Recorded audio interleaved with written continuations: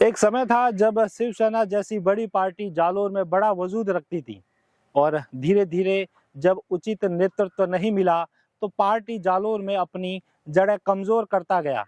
लेकिन पिछले कुछ समय से जालोर में शिवसेना एक बार फिर अपने पैरों पर खड़ी हो चुकी है और स्थानीय समाचारों में या फिर सोशल मीडिया की सुर्खियां बनी रहती हैं।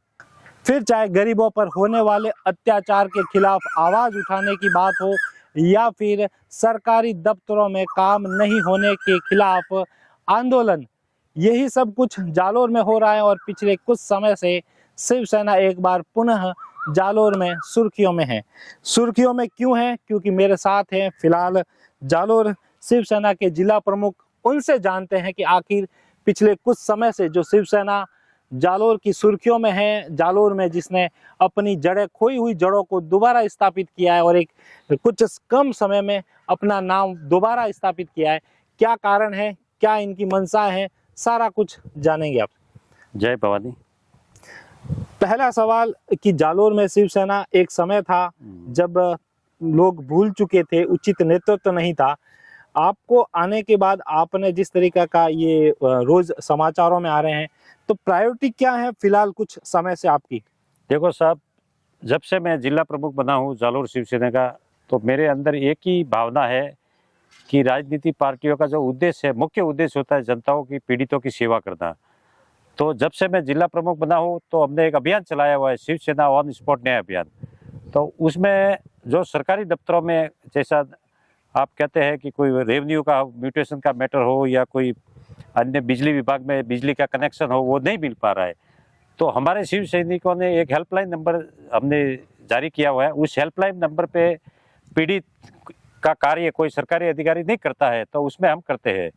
तो इसके हिसाब से हमने आज तक 1800 काम पीड़ितों के कार्य किए हुए हैं और उसमें हमें बड़ी ज़बरदस्त सफलता मिल रही है। तो पार्टी एक ब्रांड है, उसमें यदि अच्छे नेता आते तो पार्टी उभरती है और जनता की सेवा करेंगे तो पार्टी, कोई कहते हैं कि भाई आज पहले भी देख लो, आप देख लो, भाजपा देख लो, जब से ये नई पार्टी बनी थी तो उन्होंने पहले शुरुआती में 200-300 वोटों से ही शुरुआत की थी, लेकिन जब उन्होंने अच्छे कार्य किए तो वो जनता उनके साथ जुड़ती है। वैसे ही शिवसेना के साथ धीरे धीरे हमारी जुड़ रही है और आज हम जालोर में मजबूत स्थिति में है। अभी भादराजुल में जो लाटा प्रकरण हुआ उसमें शिवसेना ने ही इस मामले को उठाया, शिवसेना ने ही धरना दिया, तो उसका नतीजा क्या निकला इस सारे मामले का? देखिए सर, भादराजुल जो प्रकरण है उसमें भाजपा के और कांग्रेस के दोनों भूमाफिया मिले हुए थे। वहाँ 40 परिवार रहते थे।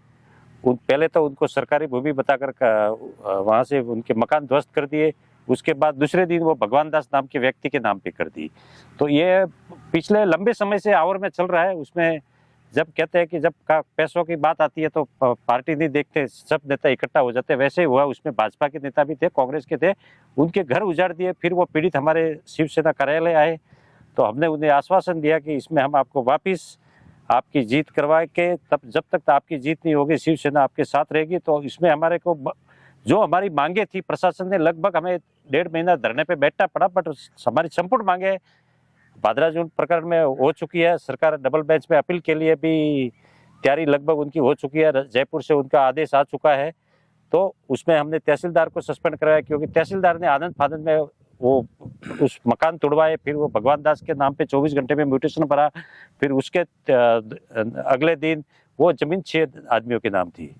तो उसमें मैं उन पीड़ितों का भी धन्यवाद देता हूँ। वो डटे रहे और शिवसेना ने उनको समर्थन दिया और हमने दिखा दिया है कि भले हम सत्ता में नहीं है, हमें एमएलए हमारे नहीं है, फिर भी हम जनता की सेवा करने के लिए वचनबद्ध हैं। आपका जो ऑन स्पॉट अभियान चल रहा है, उस अभियान के तहत आप में मतलब रोज की कितनी शिकायतें आती है और किस तरह की आती है और आप कैसे उसका निस्तारण करवाते हैं? सर, जो शिवसेना हेल्पलाइन नंबर है 7849980950, ये स्वयं मैं उसको मॉनिटरिंग करता हूँ। अच्छा। क्योंकि मेरा यही कहना है कि लापरवाही नहीं हो। यदि मैं किसी हमारे पदाधिकारी के भरोसे, तो मुझे वो अभी तक विश्वास नहीं है, इसलिए वो मेरे पास ही रखता हूँ। और डेली के 30 से 40 कंप्लेन हमारे पास आती है। हम उस संबंधित विभाग में जाते हैं या कोई अधिकारी से बात करते हैं और उस पीड़ित का कार्य पूर्ण करवाते हैं। किस टाइप की कंप्लेन ज्यादा आती है? ज्यादातर इसमें जो पटवारी है, तहसीलदार है और थाने में भी है, जो पुलिस विभाग में भी बड़ा भ्रष्टाचार है। अफसर आजकल पैसे लिए बगैर काम नहीं करते हैं, तो हम उनके ऊपर दबाव डालवाकर, निष्पक्ष जांच करवाकर उसको न्याय दिलवाते हैं। जरूरी नहीं है कि कंप्लेंट करने वाला ही कभी कभार ये होता है, तो हम उसको पूरी वेरीफाइड करते हैं कि भाई ये आदमी ने हमें हमारे पास जो शिकायत भेजी है वो सही है कि नहीं। उसकी वेरीफाई करने के बाद हम उसका पक्ष लेते हैं, अन्यथा यदि गलत शिकायत होती है तो हम उसे मना कर देते हैं। आने वाले समय में राजस्थान में विधानसभा चुनाव हैं और शिवसेना नो डाउट राजस्थान में प्रवेश करेगी, अपने कैंडिडेट उतारेगी। जालोर जिले से शिवसेना की क्या रणनीति है? सर ऐसी है कि कहते हैं कि जन सेवा तो बिना सत्ता में रहे भी कर सकते हैं, बट यदि सत्ता में आते हैं तो कहते हैं कि जनता की सेवा करने में आसानी होती है। कोई मुद्दे ऐसे होते हैं जो विधानसभा में उठाने पड़ते हैं, तो यदि हमारे विधायक होंगे तो कोई मुद्दे ऐसे होंगे जहाँ विधानसभा में उठाना पड़े, तो शिवसेना चुनाव जरूर लड़ेगी और मजबूती से लड़ेगी। और जनता की सेवा करने के लिए जनता अब भाजपा और कांग्रेस को यह कंटाल चुकी है। ये मोदी के नाम पे वोट लेते हैं बट काम करते हैं नहीं। पिछले आप देख लो 20 साल अपनी भाजपा सरकार रही, बट उन्होंने जवाई डैम का पानी नहीं छोड़ा। अभी इनको खुद याद आता है जब 6 महीने बचे हैं तब ये जवाई जागे है और जवाई डैम के और उसके पानी की मांग करे, जबकि सरकार इनकी भी थी, इनको वो चाहिए तो वो पानी छुड़वा सकती थी। आज तगतगढ़ तक, यानी वो एकदम बॉर्डर तक, जहाँ से तगतगढ़ के 1 किलोमीटर के बाद जालोर शुरू हो जाता है, तगतगढ़ तक पानी आता है। बट ये जालोर को जो पानी है नर्मदा का पिलार है, वो 600 किलोमीटर कहते हैं कि वो उल्टे लंबाई से लाता है। तो जवाई डैम कोई दूर नहीं था, जालोर को ये पीने के लिए पानी नहीं दे रहे, तो आप समझ लो ये बेरों के लिए क्या देंगे, कृषि नदी में क्या छोड़ेंगे। बट शिवसेना के इरादे मजबूत है और जवाई नदी का पानी छुड़वा के बगैर हम दम नहीं लेंगे। जालोर जिले की अगर शिवसेना की अच्छी मान लो होता है, शिवसेना का जालोर जिले की समस्याओं को लेकर क्या नजरिया है? किस तरह की समस्या अभी भी जालोर में कायम है और उनको निपटाना या उनके समाधान का प्रयास होगा? देखो सर, कहते हैं कि विधानसभा और एक, पहले तो मैं इस पे जाना चाहूंगा, विधानसभा और लोकसभा ये दो अलग अलग मुद्दे होते हैं। विधानसभा में क्षेत्रीय मुद्दे होते हैं, क्षेत्रीय यानी पीड़ित का कार्य, यदि मोदी जी को देख के हर टाइम कहते हैं वोट देंगे तो वो दिल्ली से यहाँ आएंगे नहीं और हो जाएंगे नहीं, तो जैसा हिमाचल में भी हुआ है, कर्नाटक में भी हुआ है, तो क्षेत्रीय मुद्दे पे लोग देखेंगे। यहाँ उन्होंने आगे पहले जिताया होगा, बट अब वो जनता जाग चुकी है। अब जनता कहते हैं कि हम विधायक देखेंगे, कहते हैं मारवाड़ी वीद राजा देखें टिल्लू काड़े हिला। तो स्थानिक मुद्दे पे शिवसेना अभी मजबूती से उभर रही है और हम विधानसभा चुनाव लड़ेंगे। लोकसभा की हमारे यदि पार्टी ने आदेश दिया तो लड़ेंगे, बट विधानसभा मजबूती से लड़कर हम उस विधानसभा की अभी हमारी लगभग कहते हैं ऊपर लेवल पे भी हमारी चर्चा चल रही है, तो अब उस पर लड़ेंगे।